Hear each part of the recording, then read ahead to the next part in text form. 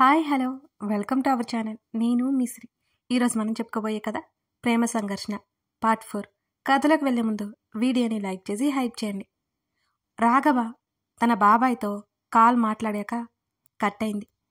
ఇక్కడ ఏం జరుగుతుంది? నందు గొంతు విని ఉలిక్కి పడింది రాగమాలిక. అతను విన్నాడని ఆమె ఊహించలేదు. మేనర్స్ లేదా కోపంగా అరిచింది. మేనర్స్ లేని పని నేనేం చేశాను అని అడిగాడు నందు. పక్క వాళ్ళ గదిలోకి వచ్చేటప్పుడు తలుపు కొట్టాలని కనీస జ్ఞానం కూడా లేదా నీకు? కోపం ప్రదర్శించింది. ఆమె కోపం నటించడానికి కారణం అసలు అతనెక్కడ వారి సంభాషణ విన్నాడేమోనని భయం. మేనర్స్ లేదు నాకు చాలా. ఇప్పుడు చెప్పు, అసలు ఏం జరుగుతుంది అని అడిగాడు. దేని గురించి? ఏమాత్రం బెరుకు కనబడకుండా అడిగింది రాగమాలిక. నీకు తెలీదా? ఆమె కళ్ళలోకి సూటిగా చూస్తూ అడిగాడు నందు. ఒక క్షణం కలవరపాటికి గురై తెలియదు అని చేతులు కట్టుకుని చెప్పింది.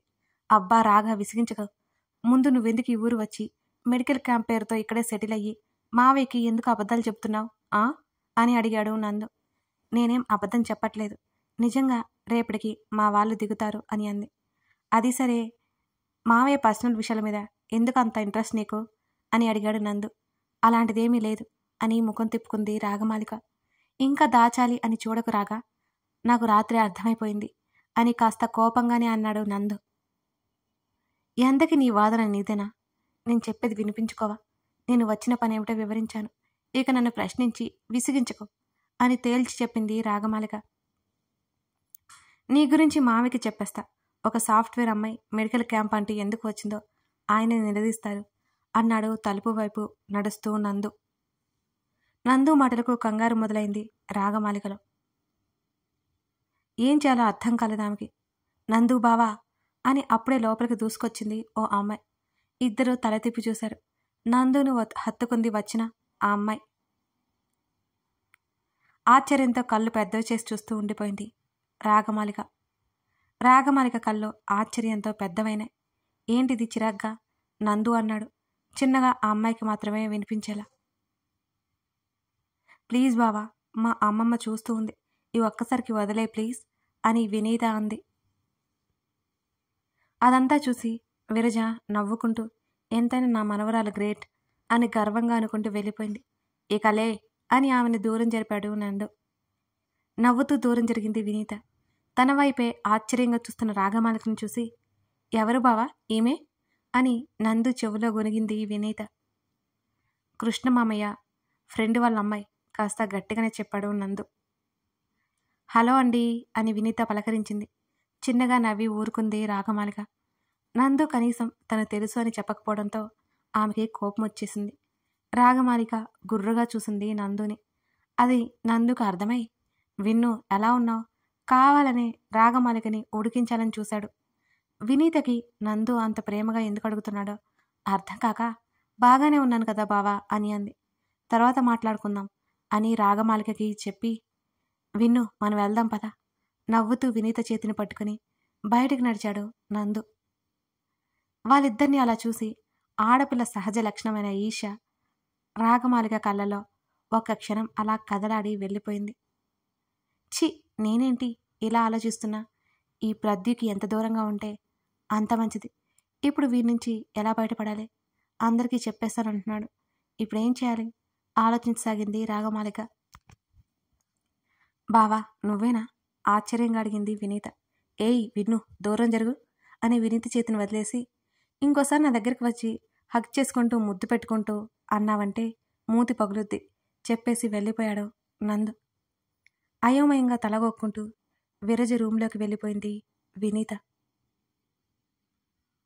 రాగా ఎందుకు ఇలా చేస్తుంది? తను వచ్చిన పని ఏమిటి? అసలు తను ఏ ఉద్దేశ్యంతో మామయ్యకి దగ్గరవుతుంది? తన్ని ఎవరూ లేని సమయంలో అడిగేయాలి. ఎందుకు మామయ్యని సెంటర్ చేస్తుందో అర్థం కావట్లేదు నందుకి. ఇవాళ సాయంత్రం గుడికి వెళ్తున్నాం కదా, ఖచ్చితంగా తన్ని అడిగి తీరాలి అని అనుకున్నాడు నందు. జానకమ్మ ముందే చెప్పి ఉండడంతో సంప్రదాయ బట్టలు కట్టుకుంది రాగమాలిక. తను తయారై వచ్చేసరికి అందరూ బయలుదేరడానికి సిద్ధంగా ఉన్నారు. రాగమాలికను ముచ్చటగా చూసింది జానకమ్మ. సుభద్ర అయితే ముడకలు విరిచింది. చూసి నవ్వుకున్నాడు నందు. తన వైపు చూసి నవ్వుతున్న నందుని కోపంగా చూసింది రాగ. ఆ చూపులు తనకు అలవాటే కావడంతో ఏమాత్రం పట్టించుకోలేదు నందు. బావున్నావు అన్నట్టు వేళ్లతో సైగ చేశాడు. మొహం పక్కగా తిప్పుకుంది రాగమాలిక. ఆమె అలా చిన్నపిల్లలు అలుగుతూ కోపంగా మొహం పెడుతుంటే భలే ముద్దుగా అనిపించింది నందుకి. బయట 2 కార్లు రెడీగా ఉన్నాయి.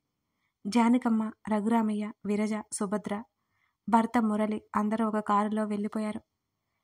కృష్ణ, నందు, వినీత, రాగమాలిక, సుక్కు, సూరి ఇంకో కారులో బయలుదేరారు. ముందు వైపు డ్రైవ్ చేస్తున్న నందు పక్కన వినీత కూర్చుంటే వెనక కృష్ణ, రాగమాలిక కూర్చున్నారు. ఆ తర్వాత సుక్కు, సూరి కూర్చున్నారు. కృష్ణతో మాట్లాడుతుంటే రాగమాలికకి సమయమే తెలియడం లేదు. అప్పుడప్పుడు పడి నవ్వుకుంటూ మాట్లాడుకుంటున్న వినీత, నందులను చూస్తుంటే తనకి అసహనంగా అనిపించసాగింది. ఎందుకో కూడా తెలియట్లేదు. వాళ్ళ వైపు కోపంగా చూడటం తప్ప ఏమీ చేయలేకపోయింది రాగమాలిక. గుడికి వెనక వైపు కార్లు పెట్టి గుడి లోపలికి వెళ్లారు అంతా. గర్భగుడిలోకి వెళ్లకుండా డైరెక్ట్గా కోనేరు వైపుకి బయలుదేరారు కృష్ణ వెనకే వెళ్ళబోతున్న రాగమాలిక చేతిని పట్టుకుని ఆపాడు నందు. వీళ్ళిద్దరూ తప్ప అప్పటికి అందరూ గర్భగుడిలోకి వెళ్ళిపోయారు. ప్రద్యుమ్న, వదులు నన్ను అంది సీరియస్గా చూస్తూ. ఇప్పుడు కూడా మావయ్యని ఒంటరిగా వదలవా? అసలు ఏముంది నీ మనసులో? ఎందుకు మావయ్యకి పదే గతాన్ని గుర్తు చేస్తున్నా? ఎవరు నువ్వు? అతను ఎంత కోపంగా ఉన్నాడో ఆమెను పట్టుకున్న పట్టులోనే తెలుస్తోంది. ప్రతిసారి నా దారికి అడ్డు రావడం బాలేదు. ఎందుకు నువ్వు ఇలా విసిగిస్తున్నావు నన్ను? నా మనసులో ఏ చెడు ఉద్దేశం లేదు. నా చెయ్యి వదులు. చేతిని వెనక్కి తీసుకుంది రాగమాలిక. ఏ ఉద్దేశం లేనప్పుడు ఎందుకు మావయ్యకు అత్తయ్యను పదే గుర్తు చేస్తున్నావు నువ్వు? మావయ్యని బాధ పెడుతున్నావు ఎందుకు? అతని మాటల తీవ్రతను బట్టి కోపం ఎక్కువవుతోందని అర్థమైంది రాగమాలికకి. నువ్వు తప్పుగా అర్థం చేసుకుంటున్నావు నన్ను. నాకు అటువంటి ఉద్దేశమే లేదు. ఆయన్ని బాధ పెట్టాలని నేను ఎప్పుడూ అనుకోను కూడా. సంతోషపడేలా చేయాలని మాత్రమే అనుకుంటాను అని అనునయంగా చెబుతూనే అంతే ధీటుగా బదిలిచ్చింది రాగమాలిక. రాగా, నువ్వేదో దాస్తున్నావని అర్థమవుతుంది. దానివల్ల మామయ్యకి కానీ ఏదైనా హాని జరిగితే నేను ఊరుకోను అని అతని మాటకి చిన్నగా వచ్చినా అతని చూపులు చాలా తీవ్రంగా ఉన్నాయి. నీకు భయపడే వాళ్ళు ఎవరూ లేరిక్కడ. మతుండే మాట్లాడుతున్నావా? నేనెందుకు హాని చేస్తాను? ఆమె గొంతు పెంచింది ఒక్కసారిగా. నువ్వు ఫోన్లో మాట్లాడేవన్నీ నేను విన్నాను. ఇప్పుడు ఏ సమాధానం చెబుతావన్నట్టు చూశాడు ఆమెని నందు. మేనర్స్ లేదా పక్కన వాళ్ళ మాటలు వినడానికి? రాగమాలిక ముఖం ఎర్రబడింది. మేనర్స్ ఉంది కాబట్టే ఇంకా మాటలతో సరిపెడుతున్నాను రాగా. అతనిలో కోపం కూడా తారాస్థాయికి చేరుకుంది. లేకపోతే ఏం చేసేవాడివి? కొడతావా? మరీ ఆడపిల్లల మీద చేయి చేసుకునే నీచ స్థితికి నేను దిగజారలేదు. ఇవాళ నీ మనసులో ఏముందో తేలిపోవాలి అని ఖచ్చితంగా చెప్పాడు నందు. ఎక్కువ చేస్తున్నావు నువ్వు. అసలేం తెలియాలి నీకు అని కోపం మరియు అసహనం కలగలిపి వచ్చాయి ఆమె మాటలు. ఎవరు నువ్వు? మామయ్యకి ఏమవుతావు? నీ ప్రవర్తన బట్టి అత్తయ్య కూడా నీకు తెలిసే ఉంటుంది అనిపిస్తోంది. అత్తయ్య నీకెలా తెలుసు? సూటిగా ఆమె కళ్ళలోకి చూస్తూ అడిగాడు నందు. నువ్వు ఏదో చేస్తావని భయపడి చెప్పట్లేదు. నన్ను ఎంతగానో నమ్మే నా స్నేహితుడు నన్ను అర్థం చేసుకోలేదనే బాధతో చెబుతున్నాను. నువ్వు నన్ను అనుమానించావనే ఊహ కూడా నాకు భయంకరంగా ఉంది.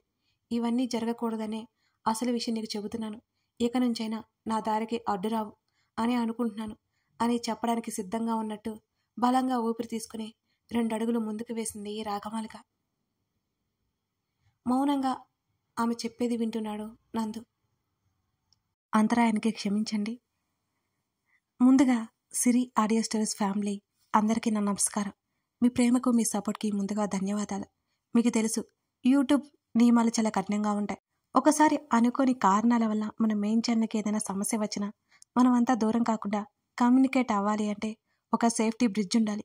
అందుకే దయచేసి మన 2వ ఛానల్ అయిన సిరి డైరీస్ని కూడా వెంటనే సబ్స్క్రైబ్ చేసుకోండి. మీకు ఈ 2 ఛానల్లోనూ డైలీ కంటెంట్, రెగ్యులర్ వీడియోస్ అన్నీ వస్తూ ఉంటాయి. కొత్త వీడియోస్ అందుబాటులో ఉంటాయి. మీరు సబ్స్క్రైబ్ చేసుకుంటే మన మధ్య రిలేషన్ ఎప్పుడు అలాగే ఉంటుంది. నేను ఈ విషయం మీకు మరీ ఎందుకు చెప్తున్నానో ఒక్కసారి ఆలోచించండి. మీరంతా మన సిరి డైరీస్ని సబ్స్క్రైబ్ చేసుకుని సపోర్ట్ చేయాలి. ఏవైనా చిన్న సమస్యలు వచ్చినా నేను సిరి డైరీస్ ద్వారా మీతో అందుబాటులో ఉంటాను. అర్థం చేసుకుంటారని ఆశిస్తున్నాను. Thank you. ఇక కథలోకి రండి. కోనేరు దగ్గర మెట్ల మీద కూర్చున్నాడు కృష్ణ. అతని చూపు నీటి మీదనే ఉంది. అతని మనసు మెదడు జ్ఞాపకాలను నెమరు వేసుకుంటుంటే అతని ఆలోచనలు గతంలోకి పరుగులు పెట్టాయి. అతను ఆ ప్రదేశానికి వచ్చిన ప్రతిసారి ఆ సంఘటన అతని కళ్ళ ముందే మెదులుతూ ఉంటుంది. అతను ఆమెని మొదటిసారి చూసింది అక్కడే. అవును, అక్కడే. ప్రసాదం తిని కోనేట్లో చేతులు కడుక్కోవడానికి వచ్చాడు రేవంత్ కృష్ణ. సంధ్యా సమయం. సింధూర వర్ణాన్ని చిలకరిస్తున్నాడు సూర్యుడు. సూర్యకాంతిని పొదువుకుని ప్రకృతి మరింతగా మెరిసిపోతుంది ఆ సమయంలో. సరిగ్గా అదే సమయంలో కోరెన్ని నీళ్లలో నుండి పైకి లేచింది ఒక అమ్మాయి. ముఖాన్ని పడుతున్న తడి జుట్టును వెనక్కి చేతులతో నెట్టుకుంటూ ఊపిరి బలంగా పీల్చుకుంది. 2 క్షణాల తర్వాత మళ్ళీ నీళ్ళల్లో మునిగిందామె. ఇంతకు ముందులాగే చేస్తూ మళ్ళీ పైకి లేచింది. వచ్చిన పని మర్చిపోయి ఆమెనే చూస్తున్నాడు రేవంత్ కృష్ణ. ఆమె ముఖం మీద నీటి బిందువులు సూర్యకాంతిని మరింతగా దాచుకుని మెరిసిపోతున్నాయి. తడి బట్టలతో జాగ్రత్తగా ఒక్కొక్క మెట్టు ఎక్కుతూ అతన్ని సమీపిస్తోంది ఆమె. ఆమె అతన్ని సమీపించే కొద్దీ అతని హృది సవడి అంతకంతకు పెరిగిపోతుంది. హృదయం మీద ఒక చేతిని ఉంచుకొని చిరునవ్వుతో ఆమెనే చూస్తున్నాడు. అతన్ని దాటుకుని 2 అడుగులు వేసిందామె. ఓయ్ అమ్మాయి! ఆమె వెళ్ళిపోతుంటే ఆ కంగారుతో పిలిచాడు రేవంత్ కృష్ణ. వెనక్కి తిరిగి చూసింది ఆమె. పిలవడానికి పిలిచాడు గాని ఏం మాట్లాడాలో అర్థం కాలేదు రేవంత్ కృష్ణకి. ఎప్పుడు అమ్మాయిలతో మాట్లాడిన అనుభవం కూడా లేదు అతనికి. ఏంటి అన్నట్టు చూసిందామె. ఆమె చూపులు సూటిగా అతన్ని తాకుతుంటే అతని గుండె ఇంకాస్త గట్టిగా కొట్టుకోసాగింది. అతని ఎంతకీ మాట్లాడకపోవడంతో ఏంటండి పిలిచారు? మెలోడీ పాటలా అనిపించింది ఆమె మాట అతనికి. తెలిసిన వారిలా ఉంటేనూ పిలిచాను, ఏమనుకోకండి. అప్పటికప్పుడు అబద్ధం చెప్పేశాడు రేవంత్. పర్వాలేదు అన్నట్టుగా చిరునవ్వు బదిలిచ్చి వెళ్ళిపోయిందామె. ఆమె వెళ్ళిపోతుంటే వెంటే వెళ్ళమని అతని మనసు పోరు పెట్టసాగింది. తన మనసును వారించడం చాలా కష్టతరమైంది రేవంత్కి. తన దగ్గరలో ఉన్నంతసేపు అదొక అనిర్వచనీయమైన భావన అతనిలో. ఆమె దూరమయ్యే కొద్దీ ఏదో వెల్తిగా ఉంది అతనికి. ఆమె వెళ్ళిన వైపు పరుగులాంటి నడక సారించాడు. చుట్టూ చూశాడు. ఎక్కడా ఆమె కనిపించలేదు. అతని ప్రాణం ఉసూరుమంది. ఆమె తడిబట్టలతో ఎక్కడికి వెళ్ళలేదని తెలుసు. బహుశా పూజ చేస్తుందేమనుకుని గర్భగుడిలోకి నడిచాడు. అక్కడ అతనికి నిరాశ ఎదురైంది. కృష్ణ, పూజ అయిపోయింది, వెళ్దామా? తల్లి పిలవడంతో చేసేదేం లేక తల ఊపి బయలుదేరాడు రేవంత్ కృష్ణ. ఆమెని కలవకుండా వెళ్ళిపోతున్నామనే భావన అతనిలో ఉండిపోయింది. తల్లితో కలిసి బయటికి వచ్చాడు అతను. సరిగ్గా అదే సమయంలో సరిగమలు వినిపిస్తున్నట్టుగా చిరునవ్వుల శబ్దం వచ్చిన వైపుకి తల తిప్పి చూశాడు రేవంత్ కృష్ణ. అతని కనులు నక్షత్రాల్లాగా వెలిగిపోయాయి. కథ కొనసాగుతోంది. ఇది ఫ్లాష్ బ్యాక్ అండి. రేవంత్ కృష్ణ గతాన్ని గుర్తు చేసుకుంటున్నాడు. మీకు అర్థమైందే అనుకుంటున్నాను. కథ నచ్చితే లైక్ చేసి కామెంట్ చేయడం మర్చిపోకండి. అలాగే నేను చెప్పిన సిరి డైరీస్ గురించి ఒకసారి వెళ్ళి చెక్ చేసి టక్కున సబ్స్క్రైబ్ చేసుకోండి. మర్చిపోకండి friends. Thank you for watching this video.